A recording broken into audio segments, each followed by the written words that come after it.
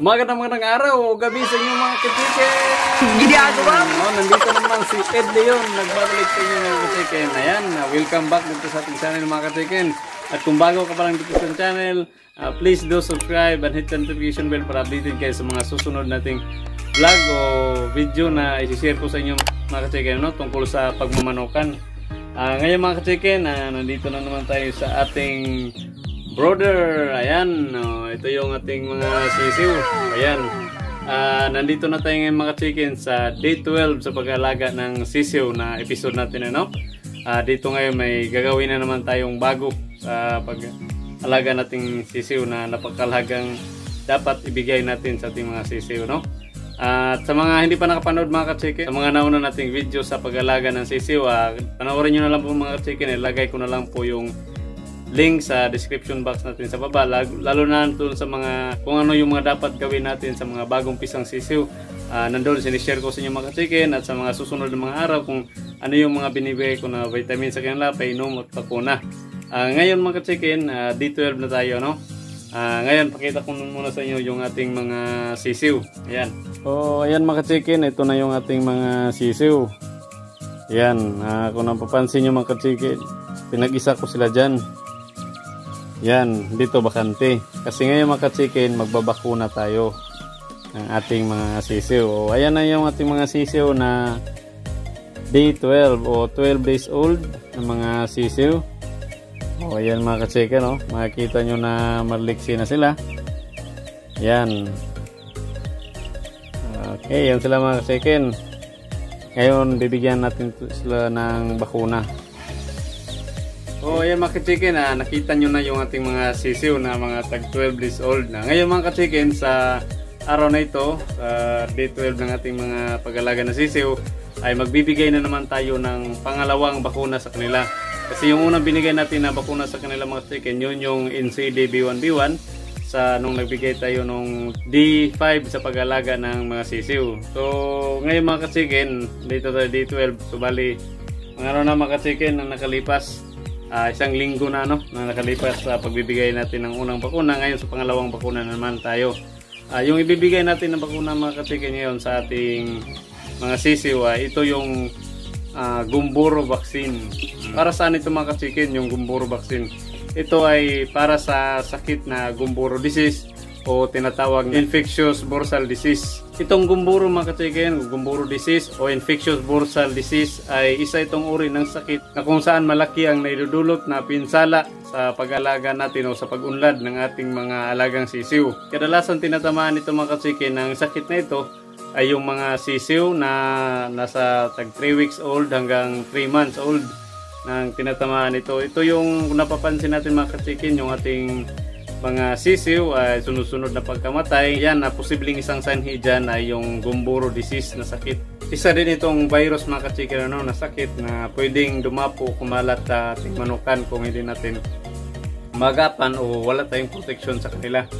At isang sintomas dito mga ka-chicken ng Gumboro disease ay yung makikita natin na yung ating mga sisiw ay bagsak yung kanilang mga katawan, nanghihina, yung mga pakpak nila bumababa at saka walang ganang kumain, parang tumitigas yung katawan nila. Yan yung mga sintomas ng Gumboro na sakit mga ka-chicken. Kaya ngayon, bago natin, hindi natin paabutin pala dyan, kailangan ma-prevent na natin sa pagbibigay natin ng bakuna ng Gumboro vaccine. Ayan. So ayan mga ka-chicken. So bali, pinag-isa ko lang muna sila dito sa isang brother mga ka-chicken. Ayan, sinarduhan ko lang muna yung nila, yung labasan nila, yung pinakapintuan patungo dito sa kabila.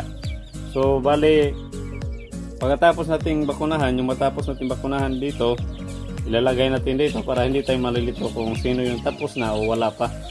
Okay, simulan na natin yung pagbabakuna mga ka-chicken. So ayan na mga ka-chicken, ito na yung ating bakuna na gumburo. Yan, kung nakikita nyo o nababasa nyo dyan, ayan yun yung gumburo na vaccine. Ito yun. At saka ito naman yung ating solvent. Dito natin hinahalo yung ating bakuna. At kung napapansin nyo ay may ice tayo kasi kailangan na kailangan yan para mapanatili natin na buhay yung ating live vaccine. Kasi live ito. Kailangan talaga may hilo kung nagbabakuna tayo para mapanatili yung lamig. Ayan, simulan natin mga ka-chicken paghalo nito. So ayan na mga ka-chicken, ito na yung bakuna natin. Sa ngayon, simple lang, unahin muna natin itong ating solvent. Tanggalin muna natin itong takip. Kung makita nyo mga ka-chicken, ayan, may sign dyan, yan yung una nating tanggalin. Ito, tanggal natin ganyan, napakadali lang. Yan. Saka kailangan talaga mga ka-chicken mayroon tayong sapin kasi pagbabakuna natin hindi naman tayo makasiguro na walang matatapon, puti na yung secured, tapos isama din natin itong sunugin sa proper disposal. Ayan, tapos itong bakuna natin, ano ka-chicken, kita nyo, ito na mga ka-chicken.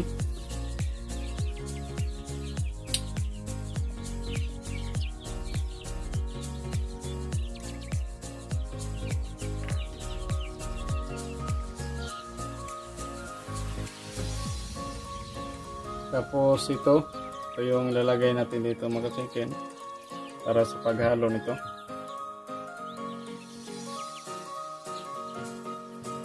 Okay, ayan na. Tapos pasok natin yung mga ka-chicken. Kung napapansin nyo yung ating bakuna, yan. Magdi-dissolve agad yan. Ganyan lang mga ka-chicken. Kailangan maingat tayo mga ka-chicken sa pagbabakuna kasi live vaccine ito. Kailangan hindi tayo makalat. Maayos yung ating pagbabakuna,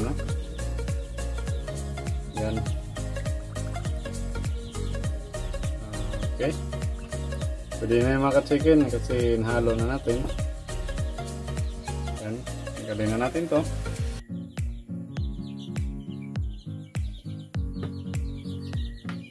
Tapos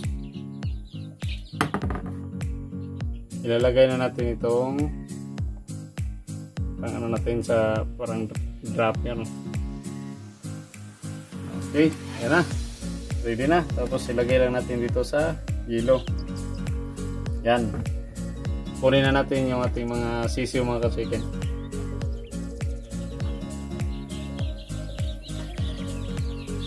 Napakasimple lang mga ka-chicken, sa mga hindi pa nakaalam sa pagbabakuna. Magpatak lang tayo ng isang patak dito sa ilong, sa mata o sa bibig nila. Yung sa akin mga ka-chicken, sa ilong ako nila na nagbibigay ng bakuna, So, ganito lang kasimple mga ka-chicken. Patak lang natin. Okay, yan, isang patak. Pag na-absorb na nila, pwede na yan. Tapos lagay na natin separate.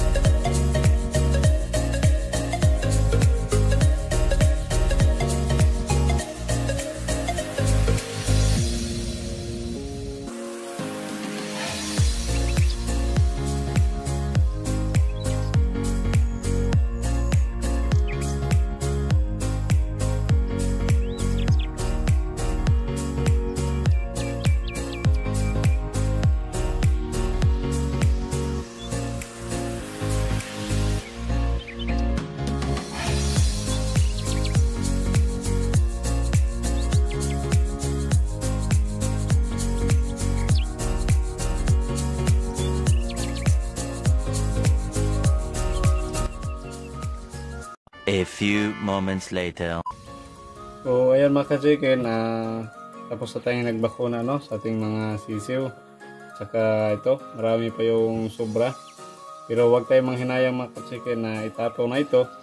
Huwag po natin itago ulit doon sa ref kasi live vaccine ito. Baka magkaroon tayo ng problema sa ating ibang manok o sa kapitbahay ng mga manok kung itatago natin to. Dapat i-dispose na natin to, pero dapat proper disposal. So ito po yung gagawin natin mga chicken. Patayin muna natin yung virus. Una, ito makita nyo yung may akong paglalagyan dito na may tubig. Yan. Lalagyan po natin yan ng Sunrox. Ayan, nakita nyo. Ito yung ilalagay natin dito.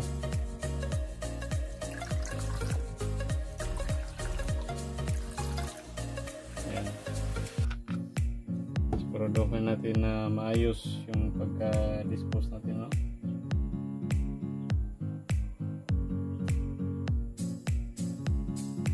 So, ito na mga chicken.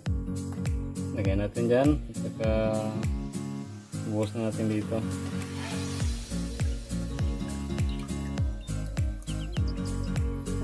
Ayan mga chicken, maya lang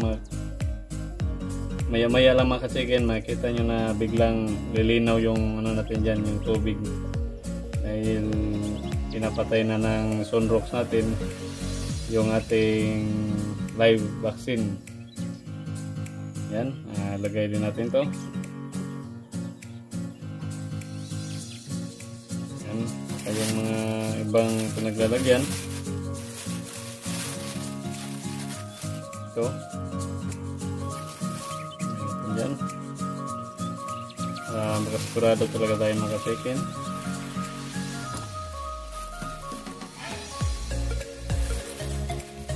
Okay, tapos maya sunugin natin ito. Yan, palipasin muna natin mga chicken ng mga ilang minuto, saka makita natin magliliwanag yan o lilinaw yung tubig ng ating pinaglagyan ng kuna. Yan.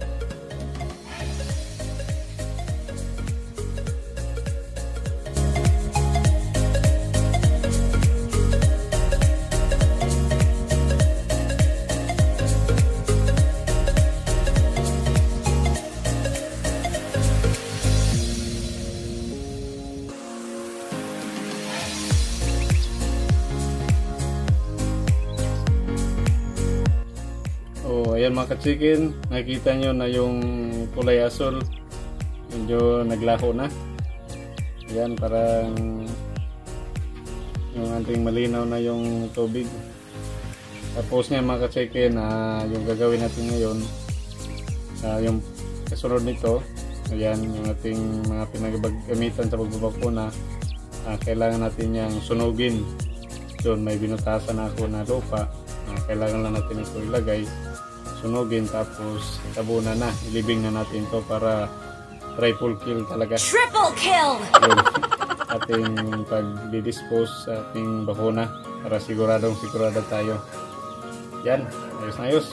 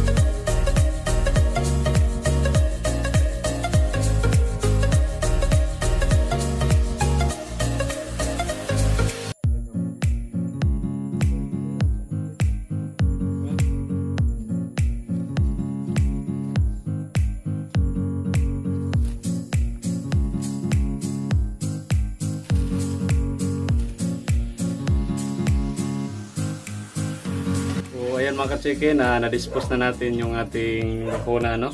Proper disposal kung ano na yung tamang gawin natin. So ayan mga ka-chicken, yan lang po sa para sa ating D12, no? Abangan nyo mga ka-chicken yung sa mga susunod na araw o bukas, ang mga susunod natin na tungkol sa pag-alaga ng sisiw. O yan, makachika tigyan nyo. Maliksin na yung ating mga sisiw.